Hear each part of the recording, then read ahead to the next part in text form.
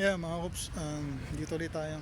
Ito isang article na nabasa ko, dated October 18. October 18 pa to, so few weeks ago. 69% ng Pinoy dismayado sa pagtugon ng Marcos admin sa korupsyon.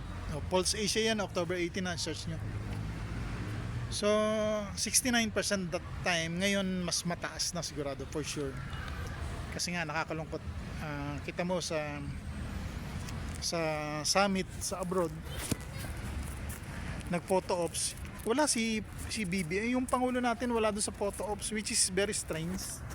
Tapos kung ano-anong palusot yung sinasabi ng nila, kaya daw wala doon kasi siya yung nagpicture. Nakakalungkot kasi during the time nung nakaraang presidente, nasa gitna siya, nasa gitna ng photo ops kasi mga leaders yan eh. Hindi ka ba sinabihan? Hindi ba nasabihan yun?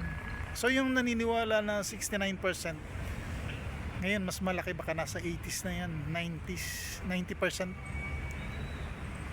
na walang nangyayari sa Pilipinas. Yung corruption, mahina talaga, mahina yung presidente natin. Kawawa yung Pilipinas, kawawang kawawa. Nagre-reflect yan sa mga turista, very very low ang tourist natin, arrival. Tapos yung mga mamayan, although hindi katulad nung EDSA 1, kasi EDSA 1 dito nanggagaling yun sa puso eh. Talagang I was there, gusto kong sumali dati kasi nga nakita na yung corruption eh ng tatay niya. Ngayon itong anak, na sad to say, silang dalawang presidente ang most corrupt president ng Pilipinas. Mag-ama, sila ang most corrupt presidents. Mas grabe tong anak kasi nga 3 years pa lang, grabe na yung sabi nga ni Manong Chavit Singson, grabe yung anak. Dapat nilinis niya yung imahe ng tatay niya, pero baliktad na nangyari, nilamangan pa yung ginawa ng tatay niya, diba? So yun, naniniwala na na mga Pilipino na dismayado sa pagtugon nga ng administrasyon, Marcos administration sa korupsyon. It is growing, lumalaki pa talaga siya. And pag lumaki yan, ano mangyayari? Magkakaroon ng revolution. The economy is collapsing sa stock exchange. Puro red na, ibig sabihin puro pabagsak ng ganun. Ang problema kasi is yung na tayo eh, utang na naman tayo ng utang eh. Kaya na ba napupunta yung inutang na yan sa mga politiko rin? Sabi nga ni Manong Chavit, dumadaan si presidente, lahat yung mga na yan, yung budget na yan eh, pipirmahan niya, nire-review niya.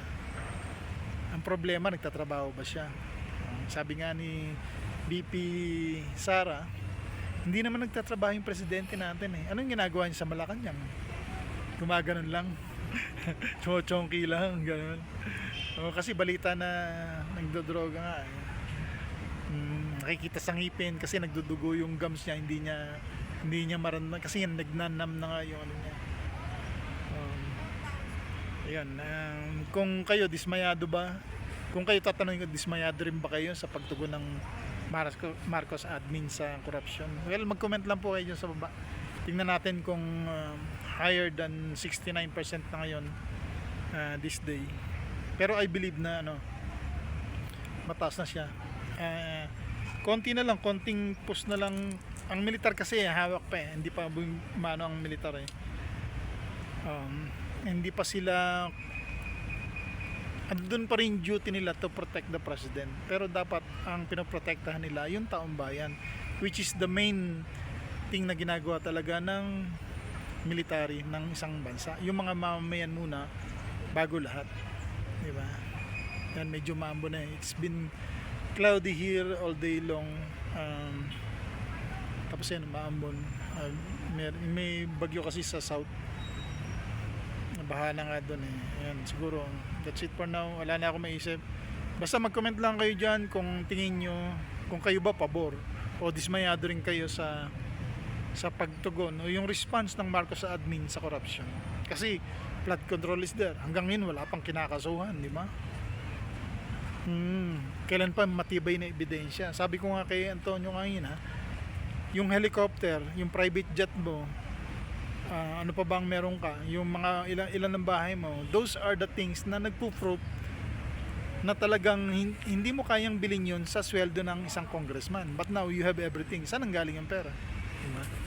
Common sense lang naman yata yun eh. Baka pag sinabi mo sa bata yun, oh ano, bakit ganun? Magtatanong pa yung bata sa iyo eh.